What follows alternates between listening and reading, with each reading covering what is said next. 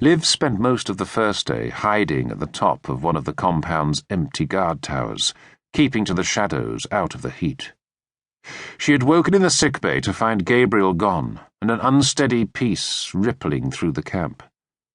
She found the note he had left for her, trapped beneath the tablet of stone known as the star map. My darling Liv, nothing is easy, but leaving you is the hardest thing I have ever done. I know now what pain my father must have felt when he had to leave. I hope to return when I can. In the meantime, do not look for me. Just know that I love you. And keep yourself safe until I find you again. Gabriel. She clutched the note in her hand now, as though it were a spell that might summon him back to her. Her attention shifted between the vast emptiness of the Syrian desert and the fenced-in drilling compound below where arguments flared up in guttural, rapid-fire Arabic that she could somehow understand. Most of the angry exchanges were about money and the lack of it now the oil had gone, but some were about her. Angry whispers drifted up like smoke from a smouldering fire, calling her names in a variety of languages. Hawa, Ishtar, Lilith. Some spoke in her defense, but most did not. The majority denounced her as a witch who had conjured water where oil had flowed and brought ruin upon them all. Liv remained motionless as rock as she listened to the voices, as if stillness might make her invisible to all the milling men, like hornets disturbed from a nest. Peering down through the gaps in the heat-shrunk timbers of the tower, she studied the wreckage of the battle that had liberated the compound, but not her. The hulk of the broken-down military helicopter that had spluttered and died when the water appeared. The lake with the drill derrick at the center spewing water now from deep, deep underground.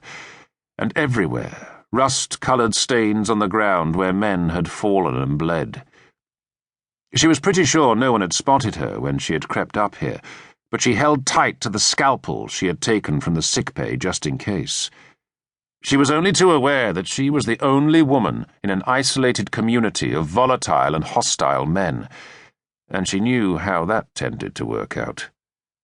If she could stay hidden until night, she could steal down, take one of the horses that drank at the water's edge, and slip away. It was late morning when she heard the first clang of boots climbing the metal ladder. She rolled silently across the floor, her heart jackhammering, the scalpel slippery in her sweat-slicked grip. She positioned herself by the trapdoor, her legs drawn up tight to her chest, ready to kick hard at whatever appeared in the gap. The footsteps rose, heavy and loud, stopping just below the trapdoor. "Hello?" a deep, syrupy voice called up in English. She didn't reply. "I bring you water and food." Very slowly a hand raised the trap and pushed a canteen and a pack of K-rations through the gap. Then a pair of eyes appeared. "No need to fight," the man said. "You are safe here. You have my word." "And who are you?" Liv replied. Now there was no point in keeping silent.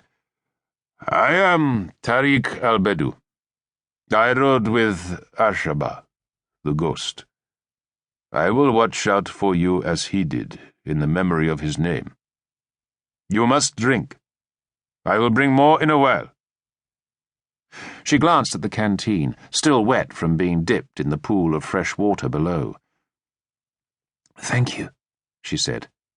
Then, because she had once written an article on victim survival and remembered it was harder to harm someone if you knew their name, added, "My name is Liv Adamson."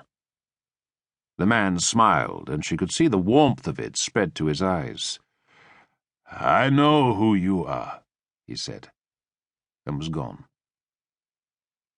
Liv listened to his steps, ringing away down the ladder, melting into the taunting hiss of fresh water spewing out of the ground below. She dragged the canteen towards her with her foot, still wary of going too close to the trapdoor.